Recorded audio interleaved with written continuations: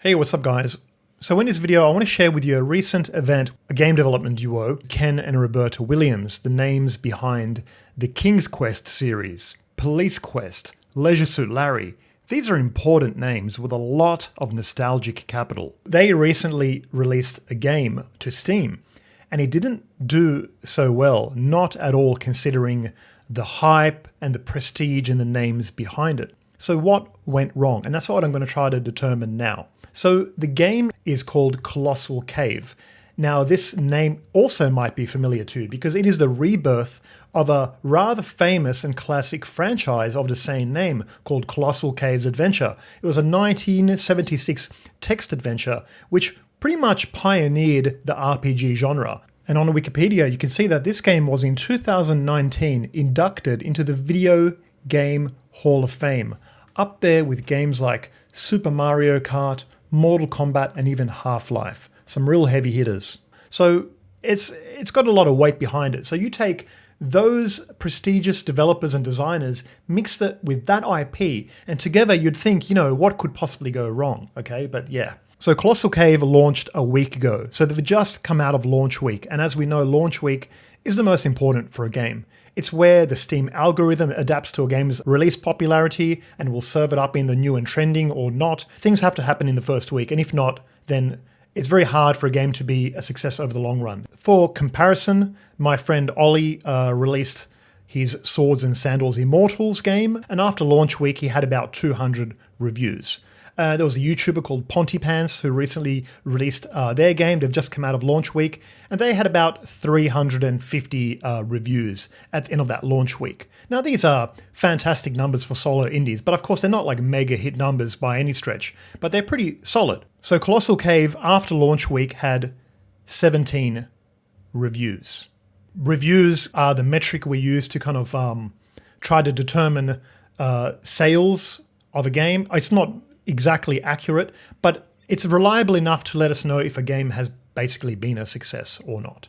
So 17 reviews for such a release after launch week is a little bit concerning, because intuitively you'd think, all these factors combined, the IP, the developers and designers, not only that, the game was covered by Kotaku, their launch trailer had 250,000 or so views on it. So, it looks good, right? So I'm going to look at the Steam page and we're going to try to see what possibly went wrong. But before I do, I just want to say this. I have nothing but respect for Ken and Roberta and what they have accomplished in the market and what they've done for us as developers. In fact, I grew up playing their games, and their games are in part what motivated me to become a game developer and designer. And I can only dream of having such a lengthy and illustrious, passion-filled career such as theirs. They're very close to my heart. And I was a little bit torn making this video because I don't want to come across like I'm, beating a downed horse or something, because that's not at all what I'm trying to do. Nothing to do with this release will ever diminish what these people have done for the market. Their accolades are well known and they are quite heroic. But I think it's important to shed some light on this situation, at least for other game developers like myself, so that we may be able to learn something from it. So the game is 3D, the original being a text adventure, of course, and you can see here there's puzzles, and it notably has this kind of early 3D aesthetic. You can kind of see that in the models and the textures being used. Now that's probably intentional, so they can kind of align the game with the target audience, which is obviously this kind of retro player base. But if you are a newer user, like a younger user who isn't familiar with the original IP or the creators, then you might kind of look at this unfavorably, comparing it to, Deep Rock Galactic or something like that. Acclaimed game designer Roberta Williams revives Colossal Cave as a retro point-and-click cave exploration puzzler based on the original 1970s design by Will Crowther and Don Woods. So rather than talking too much about the game, they're opting to talk about who created it and kind of leaning on the fame, if you will. So let's go down and boom, boom, boom, boom, boom, boom, boom. And immediately some of you might see a red flag here. And that is the price point. So this is 58 Australian dollars, which translates to about 45 USD. So when the game launched in launch week, it had a minor discount, like 15%, I think it was. But this, I think, tells you what the problem is. Price is critically important. You can be the most famous game designer in the world. You can have the most popular devlog series with millions of views. But if that price point on launch is off, then the whole castle is going to fall down because you're going to have way too much friction during that point of sale. And you can spend years on a product only to have it all unravel because you've picked a price point that's too high, or even too low in some cases, but typically too high. You price yourself out of the market. At that price point, we are talking, AAA or premium AA. Now, not to say these designers don't fall into that category. That market that they're targeting, that market that grew up in the 80s and was playing King's Quest, it's a limited market. The vast majority of the current market are newer generation players that may not be familiar with that. So it's very hard to have such a high price point because more or less, when you release now, you're being treated just like another indie. And for comparison, we have Deep Rock Galactic here. Similar kind of premise where you play as a dwarf, in this case, in a subterranean environment. So this game was a mega hit. I think after launch week, they had, well over 50,000 reviews. Think about that. 50,000 versus 17. Now, you can't really compare one with the other, but it's worth noting that Colossal Cave is more expensive than Deep Rock. Now, think about that.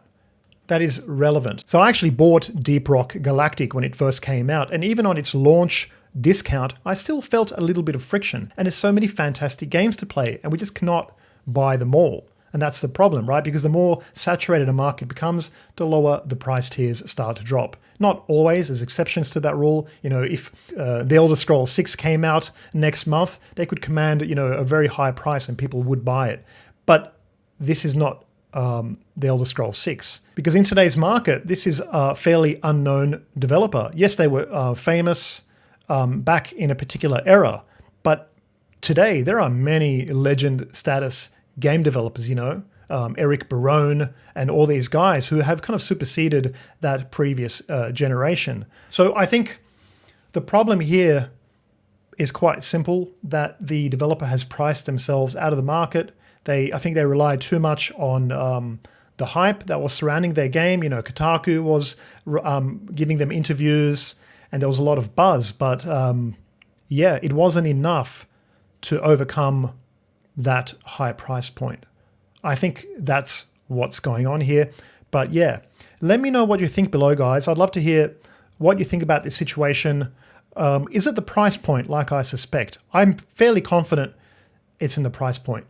And I believe this game is actually very good because I don't think Ken and Roberta would put their name on anything subpar. I know they would have put a lot of passion and time into this. If you like the story behind this game and you like the look of it and the sound of it, please do consider buying it if you're prepared to pay that price point. And it's just this sobering reminder that nothing is guaranteed or certain when it comes to game releases. You can have a game that is hyped up and it just doesn't get out of the gate. Meanwhile, a game that looks underwhelming might go on to become a mega hit. There's only so much we can do to plan and predict the outcome, because ultimately when a game or product is released, the market forces will take over and it'll do what it does. And all we can do is hope to be on the favorable end of that. We can plan, we can hope, we can tick all the boxes, but there will always be this element of unpredictability to this stuff. Oh, and by the way, I've been thinking about how I can better financially stabilize this channel. I've been turning down every sponsorship offer that has come my way. So I had this idea that maybe I could do sponsorships for indie games in the community. So if you have a game that's about to launch, I could do a low-cost sponsorship where I promote your game for about a minute, games I like, of course, and in exchange you can, help support this channel. But I think that could be a good initiative. And I'll probably make a video talking about this more in the future when I iron out some of the details. So thanks for watching. I hope you enjoyed the video. Please do give it a like. I'd really appreciate that. And I'll see you in the next video. Bye for now. Thanks for watching, guys. I hope you enjoyed the video. If you did, please do drop a like. And thanks to all of my Patreon supporters. I appreciate you guys so much.